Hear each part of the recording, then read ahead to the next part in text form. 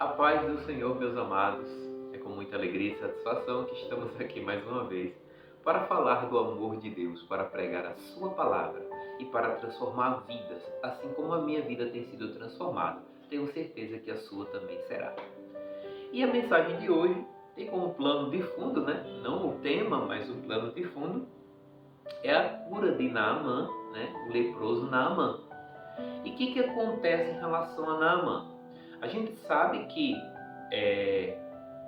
Elias era o profeta de Deus que vinha sendo usado para falar, para realizar prodígios em nome do Senhor em toda Israel. Porém, Elias foi levado aos céus e deixou o seu servo, e o Espírito de Deus que estava sobre Elias desceu sobre Eliseu. Eliseu foi um profeta que realizou grandes milagres, grandes prodígios diante de todo o povo de Israel. Mas não só diante de todo o povo de Israel, diante dos inimigos de Israel. E um dos inimigos de Israel, lembrando que Israel e Judá tinham reis diferentes, porque ainda há aquela divisão, que existia no tempo de Elias, continua no tempo de Eliseu, porém Elias, Judá e Israel são nações, digamos assim, parceiras. Os inimigos vêm contra eles e de repente eles se unem para batalhar contra esses inimigos. E uma dessas nações era a Síria. A Síria era muito poderosa e constantemente ela batalhava ou guerreava contra Israel. E eles eram inimigos, para lembrar, eles eram inimigos. E por incrível, ou como é que eu poderia dizer, por ironia do destino, Naamã, ele era sírio. Ele era um servo da Síria. Ele era um senhor da Síria. E existiam alguns escravos de Israel devido a essas guerras. E existiam as escravas lá, servindo a Naamã, que conhecia a Eliseu, que conhecia os profetas de Deus, os milagres que Eliseu realizava na terra de Israel. E aí ela comentou, disse, olha, na minha terra, ela era escrava na Síria, servia Naamã, e ela disse, na minha terra tem um profeta que, cara, é boca de Deus aqui na terra, e ele pode curar o Senhor. E ele foi e acreditou. Ele acreditou.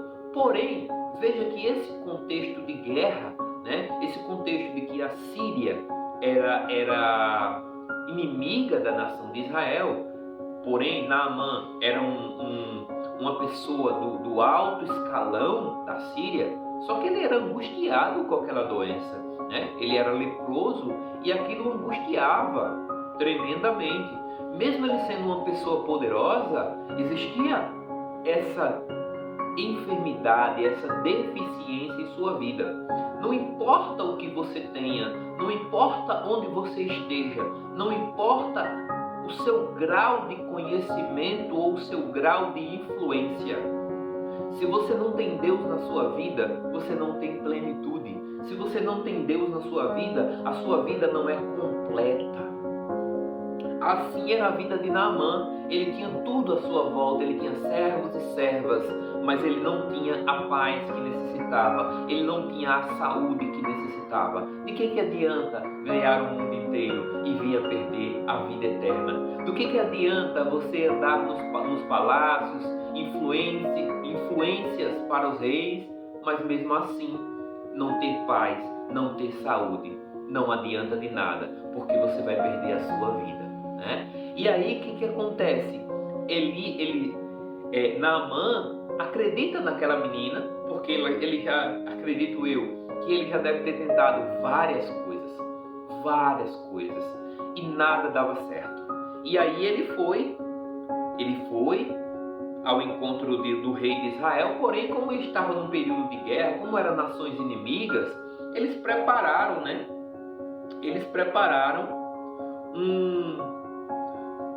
como se fosse um presente, prepararam um presente para levar, para que não chegassem lá de mão abanando. Aí diz assim, Naamã, comandante do exército da rei da Síria, isso no 2 Reis, capítulo 5, no primeiro versículo, diz assim, Naamã, comandante do rei da Síria, era muito respeitado e honrado pelo seu senhor, pois por meio dele o Senhor dera a vitória à Síria. Mas esse grande guerreiro ficou leproso. Ora, a tropa da Síria havia atacado Israel e levado cativo uma menina, que passou a servir a mulher de Naamã. Um dia ela disse: a sua senhora, se o meu senhor procurasse o profeta que está em Samaria, ele o curaria da lepra. Exatamente o que eu relatei aqui, né? Então ele o curaria. E Naamã foi contar, o que a menina dissera ao rei e respondeu: vá, eu lhe darei uma carta que você entregará ao rei de Israel. Então Naamã partiu, levando consigo 350 quilos de prata, 72 quilos de ouro e 10 mudas de roupas finas. A carta que levou ao rei de Israel dizia: junto com esta carta estou te enviando meu oficial Naamã para que o cures da lepra. E isso foi mandado para o rei de Israel. Só que o que acontece? Eles eram nações inimigas. E aí o rei de Israel achava que aquilo ali era uma pegadinha ou uma armadilha para que ele tivesse motivo para guerrear contra Israel. E ele ficou duvidoso e ele ficou sem saber. Mas veja que nessa situação o rei da Síria ele estava interessado tão somente em realizar a cura no seu comandante, uma pessoa de confiança, de grande honra no seu exército. E ele estava querendo, mandou ouro, mandou prata, mandou roupa fina, enfim, ele estava querendo realmente a cura do seu servo. E veja que talvez, para que Naamã, talvez eu estou conjecturando, para que Naamã chegasse a esse ponto, veja, a ser enviado para uma nação inimiga, para ter a sua cura, ele vivia angustiado, ele vivia perturbado em sua mente, ele vivia porque ele ficou leproso, ele não era leproso, ele adquiriu a lepra com o tempo, ele não nasceu assim. Então, como que ele poderia ficar em paz? Ele tinha tudo, ele era um homem honrado na Síria, mas ele não tinha ao mesmo tempo nada, ele não tinha paz, ele não tinha saúde. O que adianta a gente ganhar o mundo inteiro e vir a perder a nossa vida? Não só a vida eterna, mas a paz dessa terra. Não só a vida eterna, mas a paz dessa terra. Então, Naamã estava preocupado e ele foi ao extremo. Ele acreditou em que uma serva disse que iria fazer e essa serva era de uma nação inimiga. E ele não contou história. Quantas das vezes na nossa vida a gente não age com desespero? Porque a nossa esperança, muitas das vezes, estão nas nossas posses. As nossas esperanças, muitas das vezes, estão nas pessoas que estão à nossa volta. Mas nada disso dá certo. A única coisa que pode dar certo é quando eu e você nos entregamos e nos derramamos aos pés do Senhor. E foi isso que Naamã estava determinado a fazer. Ele estava determinado a se entregar aos inimigos da sua nação para ser curado, para ser liberto daquele mal que afligia a sua alma e que o deixava perturbado. Tão perturbado que até os servos viam quanto eles estavam perturbados. E aí ele foi, porém, o rei de Israel, como eu falei, ficou meio assim, poxa, com o pé atrás, como é que eu sou o quê? Eu sou Deus, como é que eu vou curar uma pessoa e tal? E aí Eliseu ficou sabendo disso aí, Deus já tinha preparado a situação, mandou a menina para lá, Eliseu já percebeu a mensagem do Senhor, porque aquele que é servo de Deus percebe, não precisa ninguém chegar e falar, ele vai lá e percebe a situação e vê o agir de Deus e já se antecipa e diz: manda ele vir aqui, manda ele ir tomar banho em Jordão. Aí diz assim, veja o que Eliseu disse: quando Eliseu, o homem de Deus, soube que o rei de Israel havia rasgado suas vestes, mandou-lhe esta mensagem: por que rasgaste tuas vestes? Envia o homem a mim, e ele saberá quem é a profeta em Israel. Então Naamã foi com seus cavalos e carros e parou à porta da casa mensageiro para lhe dizer: vá e lave-se 7 vezes no Rio Jordão, e sua pele será restaurada e você ficará purificado. Eita, que isso daí para um homem soberbo é como um tapa na cara, né? Porque Naamã, ele tinha o seu poderio militar, ele era uma pessoa de influência, e aí vem de uma nação inimiga que com certeza ele achava inferior. Falar com uma pessoa que não era o rei, porque ele imaginava que era o rei que ia receber, é mandado para a casa de um estranho, e esse estranho sequer o recebe. E aí ele fica perturbado, mas ainda ele só como. Ele se achava tão exalto, tão altivo, tão merecedor de toda a honra, de toda a pompa, que ele não estava nem aí. E ele não estava preocupado com a má interpretação que aquilo poderia gerar. Ele só sentiu o seu ego ferido. Porque Eliseu sequer foi recebê-lo. Mandou um mensageiro: vá lá, se lave no Rio Jordão e você vai ser purificado. E ele não acreditou. Pelo contrário, ele se sentiu desrespeitado. E aí eu abro um parênteses para nossas vidas. Às vezes Deus quer que nós façamos as coisas, mas o nosso ego não deixa, porque acreditamos que somos bons demais para aquela situação. Você pode, muitas das vezes, ter necessidade de fazer coisas simples, coisas humildes, mas você não faz, porque você se acha melhor do que as outras pessoas. Você prefere deixar as coisas como estão, mas não coloca a mão, porque é algo indigno, porque de repente é uma situação que você, eu sou assim, eu sou assado, eu não vou fazer isso não, né? Você, no seu coração, ele está tão exaltado que você acha que não é merecedor, melhor dizendo, você não vai se rebaixar a tal ponto de fazer o que o Senhor está te mandando. Mas quando o Senhor manda, é porque Ele tem que trabalhar na sua vida. Ele quer trabalhar na sua vida, Ele quer te curar dessa lepra. Ele quer te curar das suas imperfeições. Ele quer trazer para você vida nova e vida com abundância. Não reconhecimento de homem, mas paz de espírito, saúde, paz e tranquilidade. Mas você não aceita, porque você é egoísta, você é egocêntrico. Você acha que se fizer tal coisa, você vai estar se rebaixando. E pense direitinho. Se o Senhor mandar você fazer algo, não duvide. Se o Senhor mandar você fazer alguma coisa, não titubie, não tire do Senhor aquilo que Ele ordenou para você. Confie então somente. Faça a vontade de Deus. Faça a vontade daquele que te criou, que te formou. E aí Naamã achava que não vou fazer isso, tal, não sei o quê. Aí o servo dele achou a reação dele ilógica. Por quê? Ele saiu da sua terra, foi para uma terra do inimigo, e lá o cara pediu para ele fazer uma coisa simples, se banhar em rio, e ele se recusou. E aí o servo lhe dissera: meu pai, se o profeta lhe tivesse pedido alguma coisa difícil, o senhor não faria? Quanto mais ele disse que se lave e será purificado.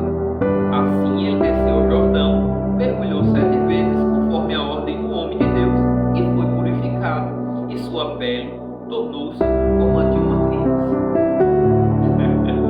Veja que foi necessário chegar uma pessoa mais humilde e dizer: rapaz, se o cara te pedisse para subir uma montanha, pedisse para subir o Everest, tu estava tão angustiado, tu queria tanto a tua cura, tu queria tanto o teu milagre, e tu achando que é soberano demais para fazer uma coisa tão simples, por que você não faz?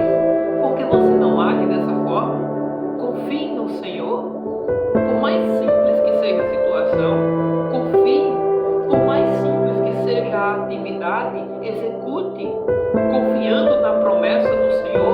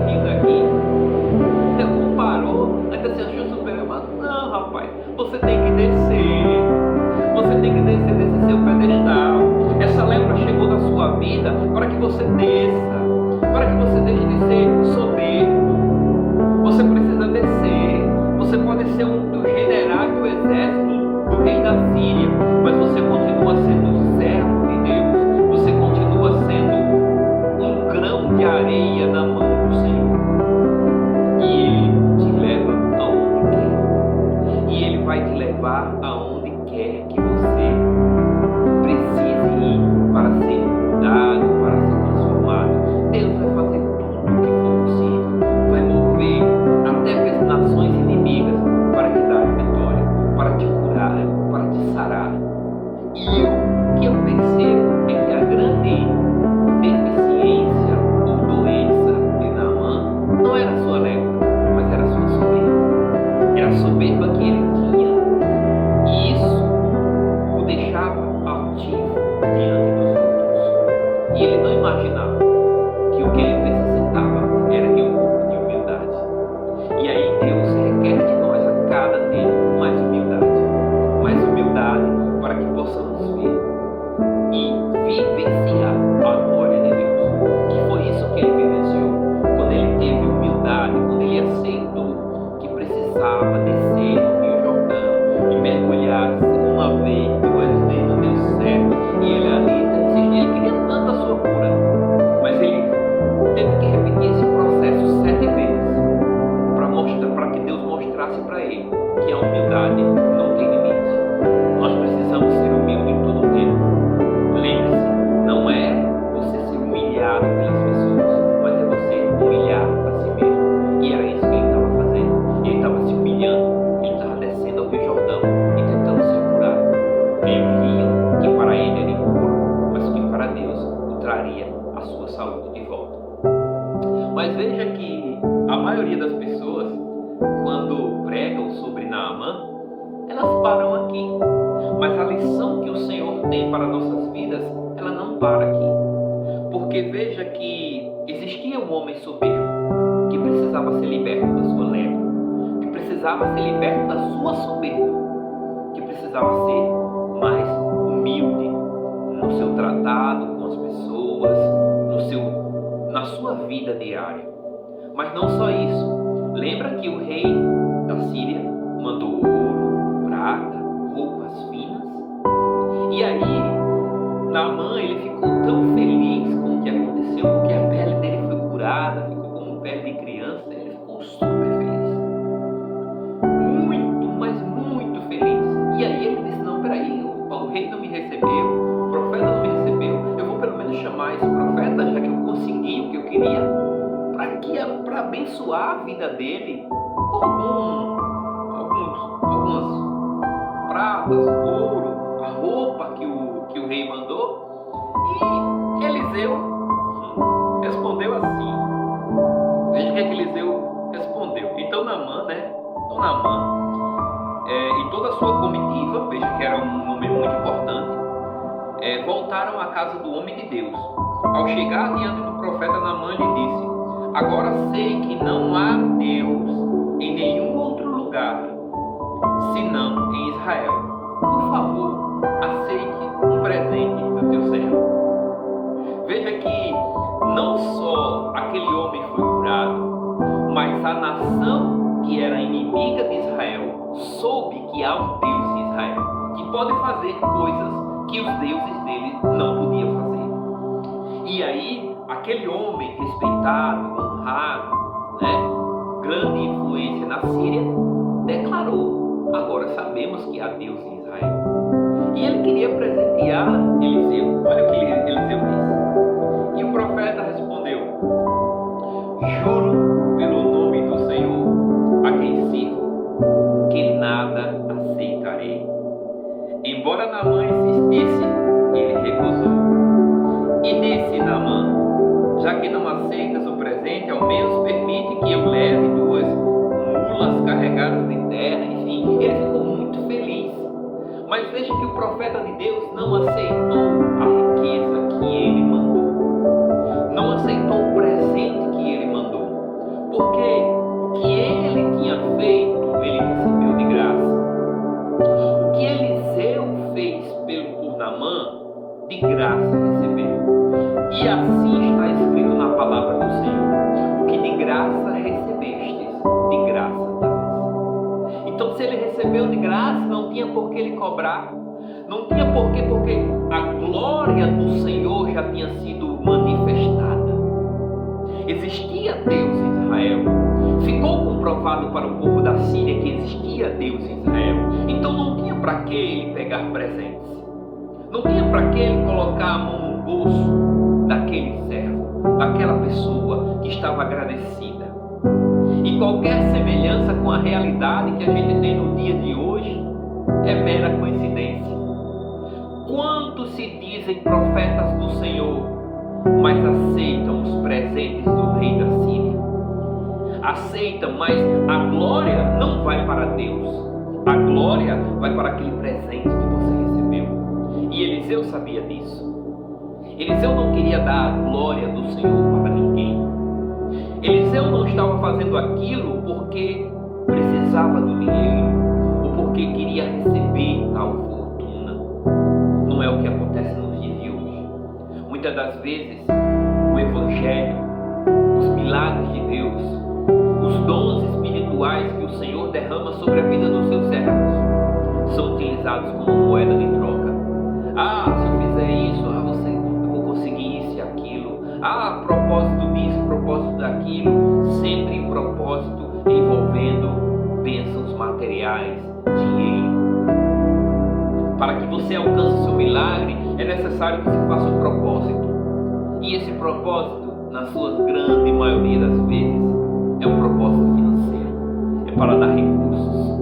É para tirar o seu sustento, muitas das vezes, da sua família. Para sacrificar. Mas você está sacrificando, você está querendo trocar as bênçãos do Senhor por dinheiro. Não é Ele o Senhor de todo o ouro, toda a prata dessa terra? Então por que Ele vai trocar uma bênção que é dele por outra que continua sendo dele? Porque as suas riquezas não são suas. Os seus bens não são seus. Tudo que está nessa terra não é de ninguém, é dele. Então por que você tem que fazer barganhar com o Senhor? Por que para que nós venhamos a receber o nosso milagre? Por que para que nós venhamos a ser curados da nossa lepra, do nosso egoísmo, da nossa falta de humildade? Nós temos que barganhar com o Senhor. O Senhor não recebe barganha de ninguém. E os profetas verdadeiros do Senhor sabem disso, porque de graça eles receberam e de graça eles dão. Que nós possamos buscar a cada dia esse verdadeiro evangelho. Não o evangelho mercenário que existe por aí. Não o evangelho que muitas das vezes tira o sustento da boca de uma criança para manter o luxo em seus tempos. Não. Esse não é o evangelho verdadeiro. Esse não é o evangelho ao qual eu sigo. Esse não é o evangelho que o Senhor ordenou e nos deixou. Porque se assim o fosse, Eliseu o faria e o teria aceitado. Teria aceitado as riquezas do rei da Síria. Porque ele fez o milagre. Ele realizou o ídolo do Senhor. Ele fez aquilo que o Senhor queria que ele fizesse.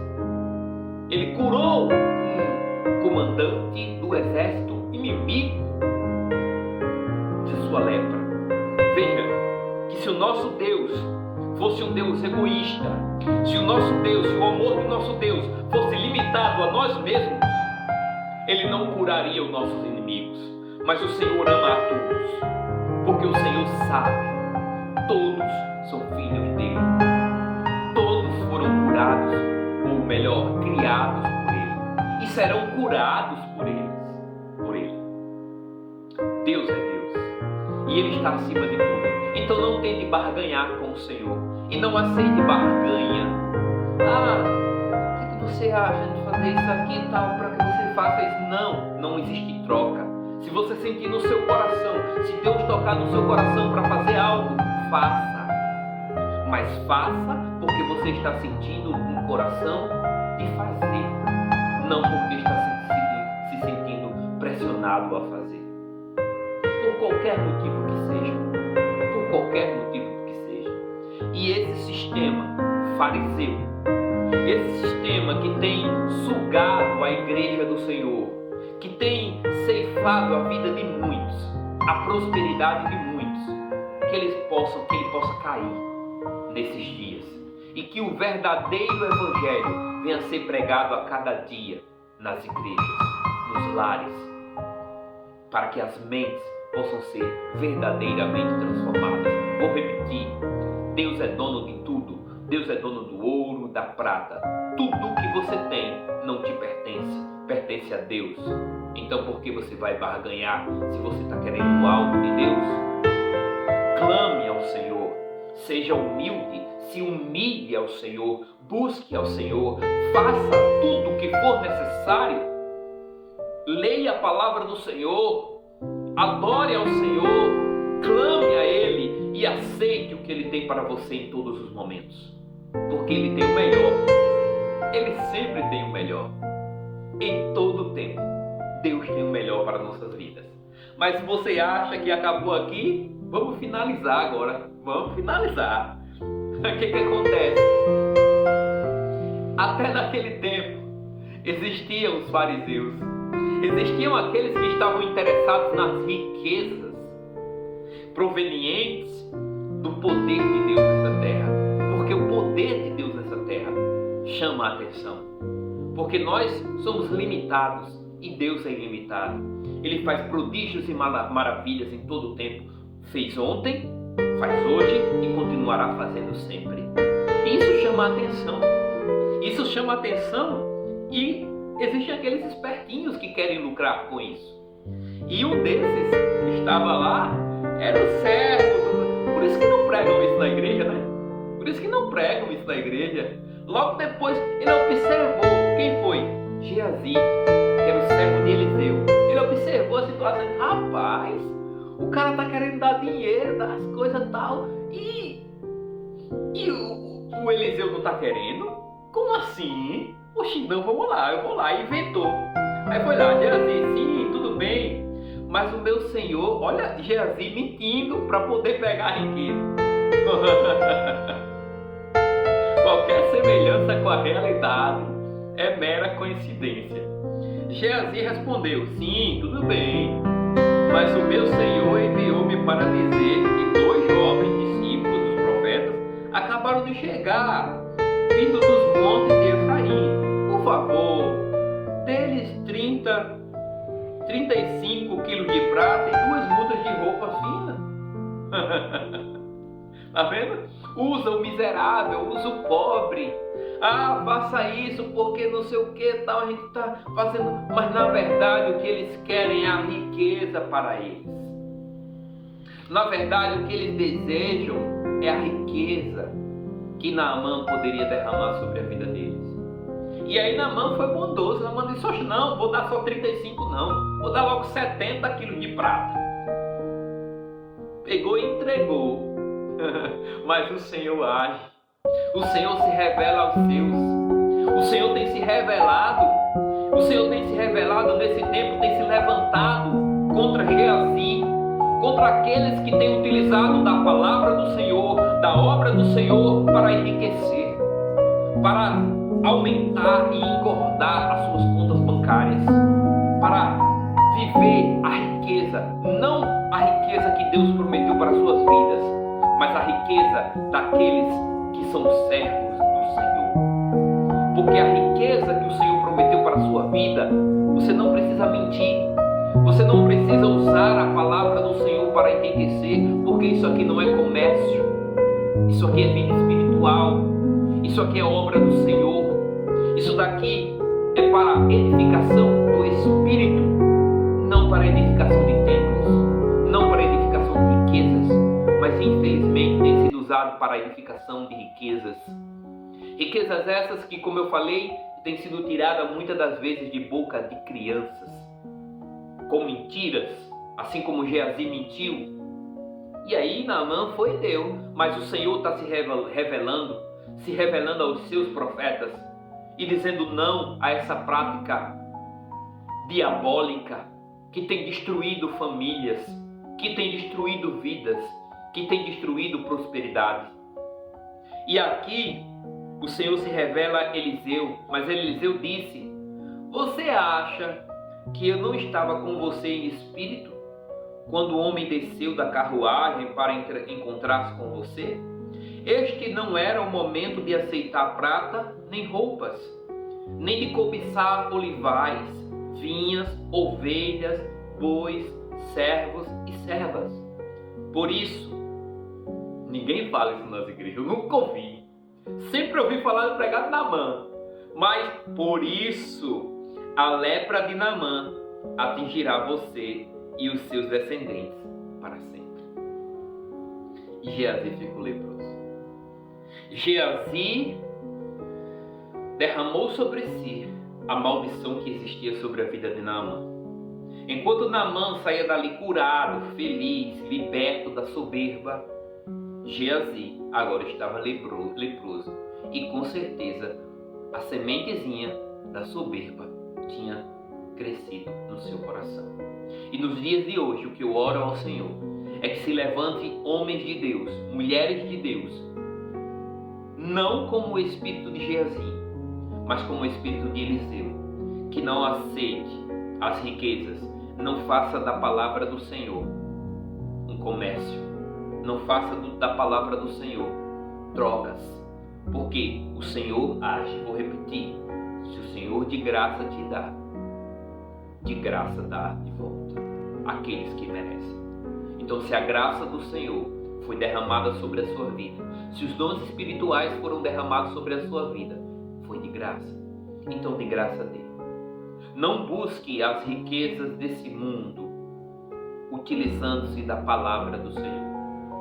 Trabalhe, busque ocupações seculares para que você possa atingir o objetivo secular. E use ocupações eternas, espirituais, para edificar a sua vida e a dos outros. Mas isso não requer dinheiro, não requer trocas, apenas entregas. Amém? Que Deus abençoe a todos. Muito obrigado por terem assistido a mensagem até aqui. Que Deus abençoe grandemente a semana de vocês. Se essa mensagem agregou algo em sua vida, compartilhe com seus amigos, compartilhe com seus vizinhos e parentes. E vamos continuar pregando o Evangelho, fazendo a obra na vida daqueles que necessitam, através da internet, através do nosso trabalho, na nossa vizinhança, no nosso colégio, onde quer que estejamos, que nós possamos ser bocas de Deus nessa terra. Amém? Fiquem todos com Deus e até a próxima.